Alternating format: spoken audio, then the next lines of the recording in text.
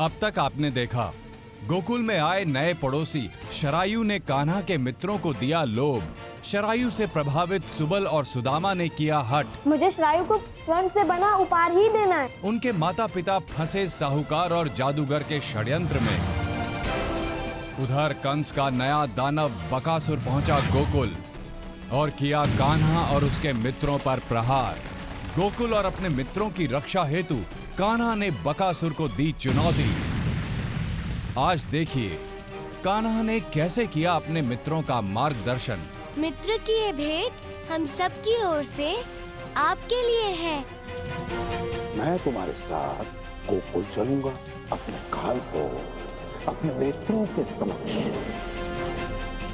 मरता हुआ देखना चाहता हूँ। और गोकुल में आया कंस करने अपने काल का अंत। क्या होगा अब, आइए देखें आगे।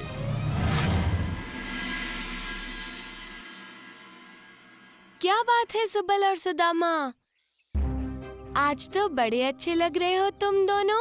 हाँ कान्हा, आज हम उत्सव में जा रहे हैं। क्या आज दोनों खेलने नहीं आओगे? ना, आज हमारे पास समय नहीं है। शरायु का जन्म दिवस है ना। वो हमसे बड़ा प्रसन्न होगा। और देखो कान्हा, उसे भेंट देने के लिए हम क्या लाए हैं? सोने के आभूषण।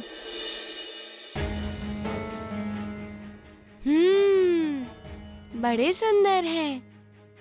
अब इतना प्रिय मित्र है तो बड़ा उपहार देना ही होगा ना। पर शरायु ने पूरे गांव वालों को बुलाया है। तुम शरायु के यहाँ नहीं चल रहे हो? मैं तो स्वयं ही माखन चुरा कर खाता हूँ। मेरे पास कहाँ है धन उपहार देने के लिए। शरायु बहुत अच्छा है कान्हा। यदि तुम बिना उपहार लिए उत्सव में आओगे तो शरायु बुरा नहीं मानेगा। हम तो शरायु को ये बहुमूल्य उपहार इसलिए दे रहे हैं क्योंकि वो आए दिन हमें उपहार देता है। पर तुम्हें नहीं देता ना, तो तुम बिना उपहार के भी चल सकते हो। किंतु जाना है तो उपहार तो लाना ही होगा ना।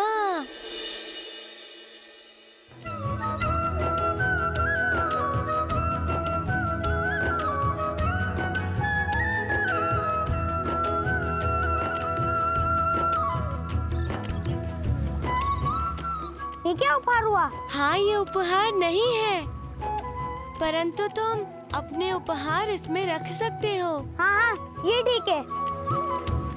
इससे तो हमारे उपहारों की शोभा और भी बढ़ जाएगी।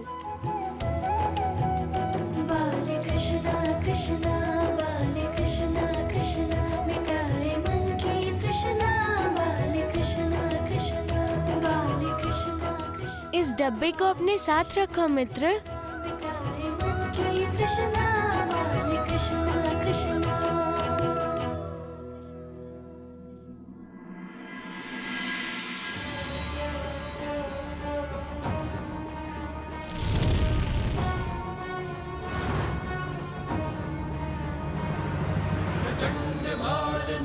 लाल भुजंग महाविशाल, प्रहार कर करे संहार, पाप कमाया जाल। धर्म नाश करने आया कौन ये महाकाल, कौन ये महाकाल, कौन ये महाकाल। विध्वंस का है तांडव, भय खाए देव मानव। पर धरा भी कांपे जब अश्व इसके भागे। देवता ना अंश है, ये दानवों का वंश है। जय जय करे असुर, नाम इसका कंस है, नाम इसका कंस है, नाम इसका कंस है।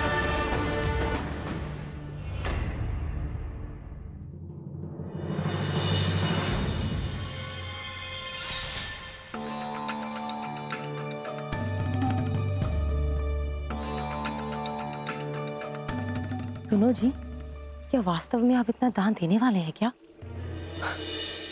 अरे नहीं भाग्यवान, इन पंडितों से मैंने साठ-गांठ कर ली है।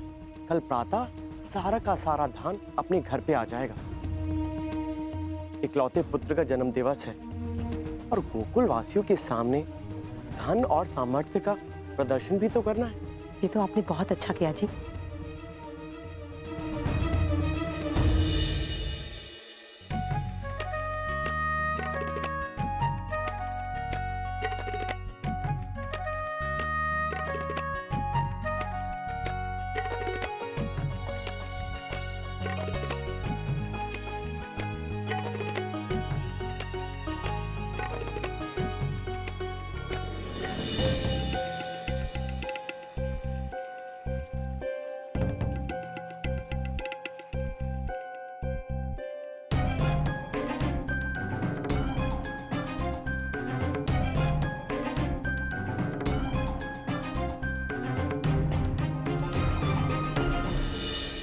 चलिए जी, और उपहार खोलकर देखते हैं।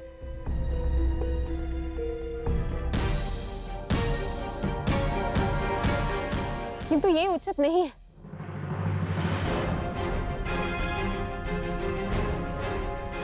इस प्रकार सबके समक्ष उपहार खोलना शोभा नहीं देता। और फिर ये तो छोटे छोटे बालक हैं, इनके सामने कैसा दिखावा?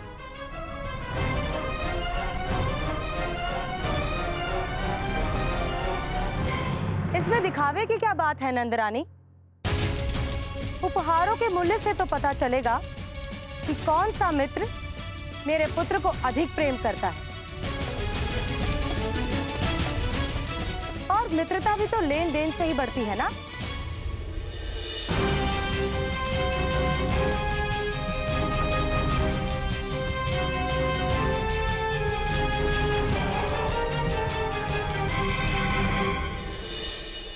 मित्र, तुम भूमि पर बैठ के भोजन करो।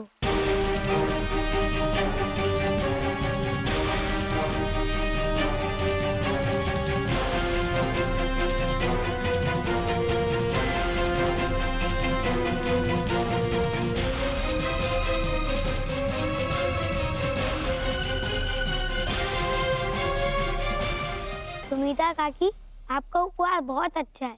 आप हमारे साथ भोजन कीजिए। मेरे पंख पुनः ठीक हो गए। अब मैं दोबारा लड़ सकूंगा उस कृष्ण से। मैं बिना एक भी क्षण गवाए उस नटखट बालक को समाप्त कर दूंगा।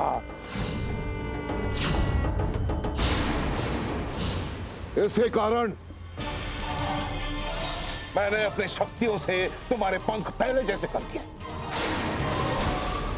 मैं तुम्हारे साथ गोकुल चलूंगा।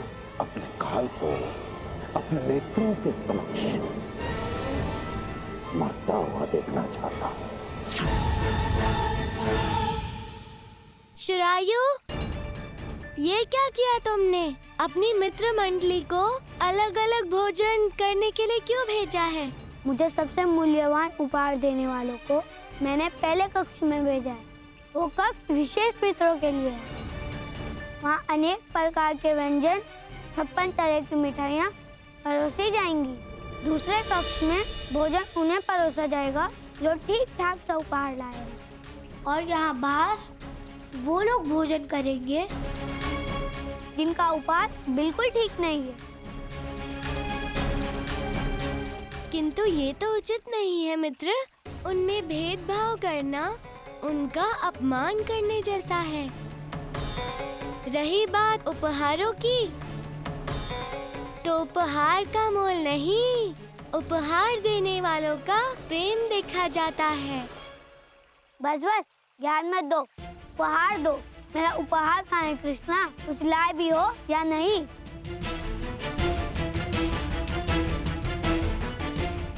ये लो मित्र, तुम्हारा उपहार।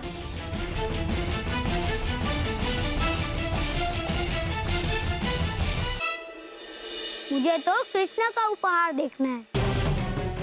बोलो कहाँ है उपहार? खाली खाली हाथ तो नहीं आए ना? नहीं नहीं, बस ये समझ लो मित्र, मित्रों की ये भेंट हम सब की ओर से आपके लिए है। लग रहा है कि कान्हा कुछ रोचक करने वाला है इस शरायु के साथ।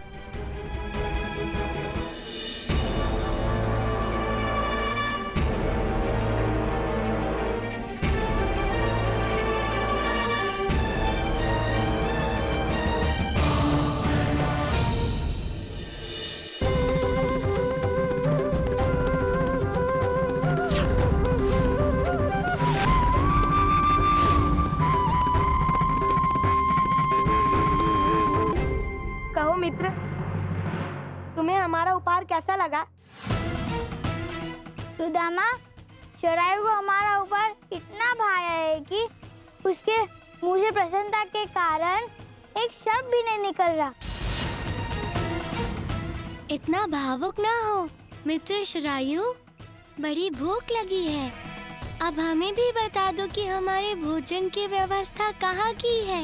भोजन और तुम्हें तो मैं निमंत्रित भी नहीं करता तो अच्छा होता।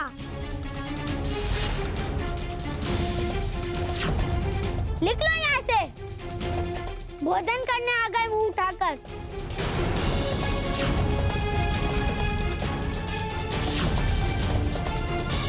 और सुनो, अपने माता पिता को भी साथ में लेके जाना।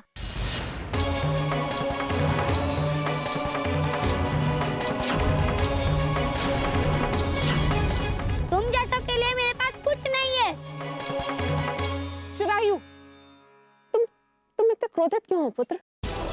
तुमने और तुम्हारे माता पिता ने ही हमें निमंत्रित किया, तभी तो हम सब यहाँ आए।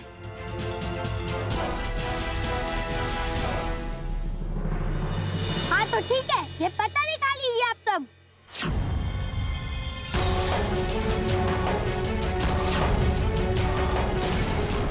ये उपहार दिया है ना आप सबने मुझे।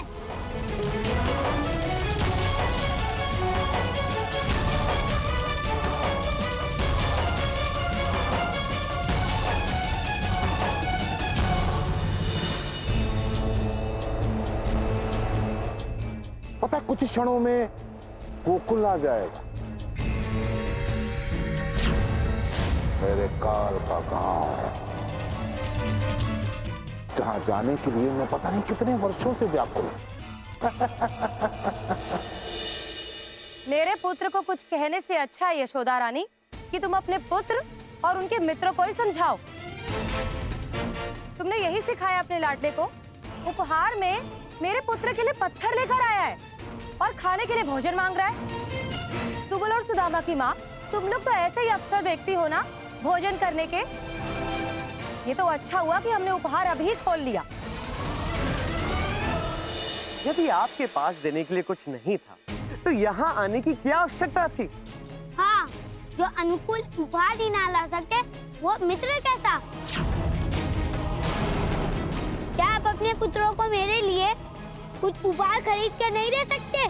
शरायु बस, अब तुम शांत हो जाओ। इस तरह अपने से बड़ों को अपमानित नहीं कर सकते तुम। और तुम कैसी माँ हो तुम? तुम्हारे सामने तुम्हारा पुत्र दुर्व्यवहार कर रहा है और तुम उसे रोक भी नहीं रही हो। न जाने क्या क्या बोले जा रहा है तुम्हारा पुत्र। अरे नहीं करना हमें यहाँ भोजन, जहाँ मित्रता का तोल धन से होता है।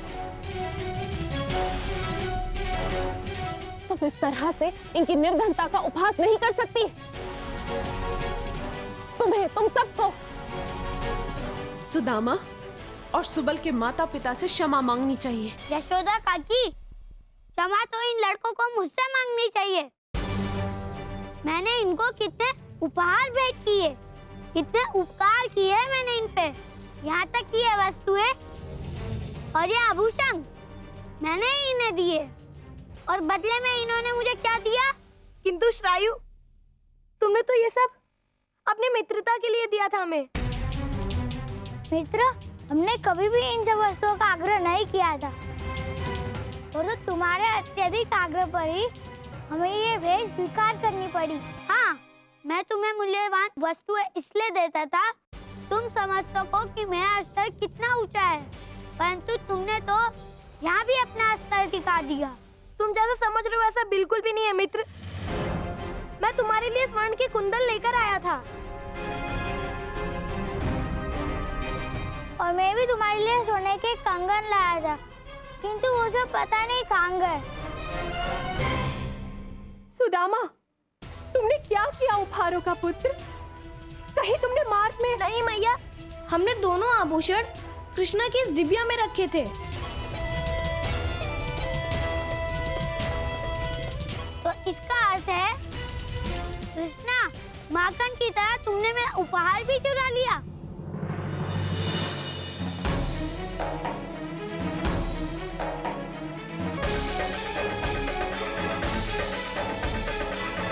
तुम चोर हो, चोरी रहोगी कृष्णा। बोलो कहाँ छुपा है स्वर्ण आभूषण?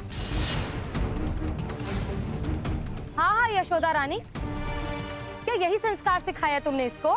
मेरी मैया ने जो संस्कार मुझे दिए हैं इससे मैं अब तक चुप हूँ। अन्यथा आपके प्रश्न का उत्तर मैं अवश्य देता। शरायु, मुझ पर बिना सोचे समझे चोरी का आरोप लगाया है तुमने। वो असत्य भी तो हो सकता है। अच्छा, ये असत्य है तो सत्य क्या है? तुम बात पलट सकते हो लेकिन सत्य को नहीं कृष्णा। चलो अभी पता चल जाएगा कि सत्य क्या है। तनिक इस डिबिया को तुम उलट कर तो देखो।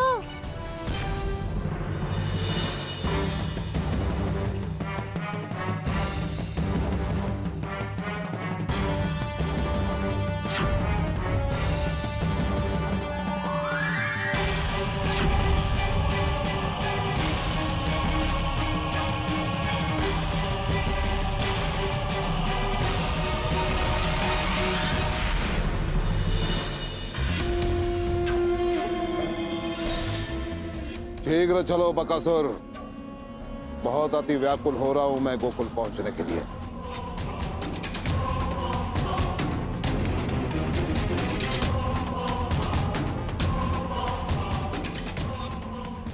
ये नंद यहां क्या कर रहा है? ये तो गांव के बाहर आ गया। बकासुर, शीघ्र मुझे वहां उतारो।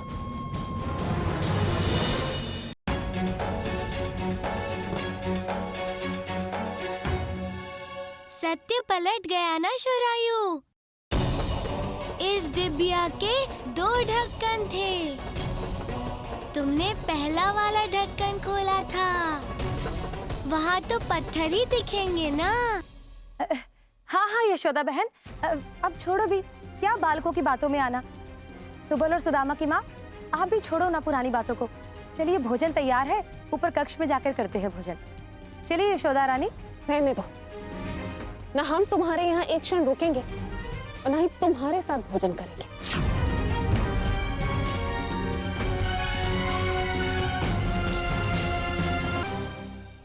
मित्रा, सुबल और सुदामा, नहीं चाहिए हमें तुम्हारी मित्रता। नहीं नहीं, मैं तो उपहास कर रहा था तुमसे। तुम तो मेरे घनिष्ठ मित्र हो। तो आज से ये घनिष्ठता समाप्त हो गई।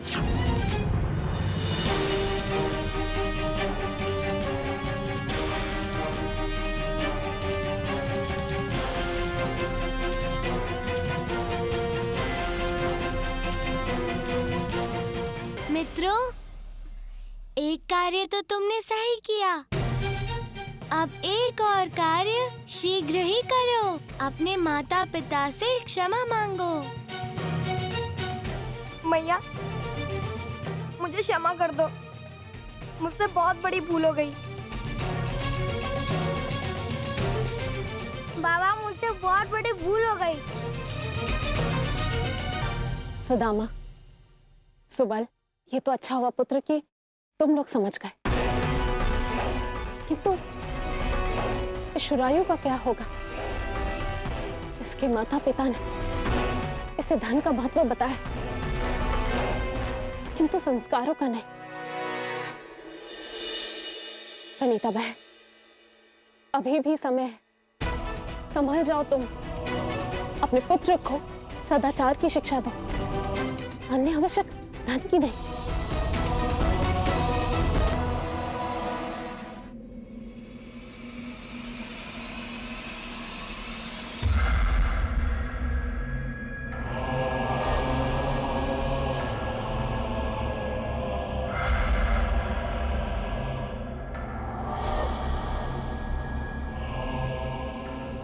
किंतु मथुरा नरेश, नंद तो अभी यहाँ से बहुत दूर है, फिर आप यहाँ क्यों उतर गए?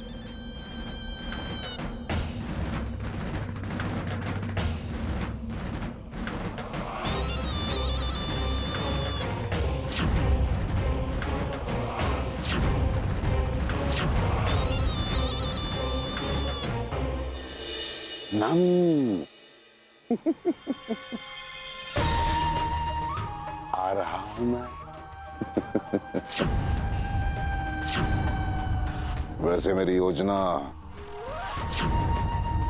भली भांति समझ गए ना तुम?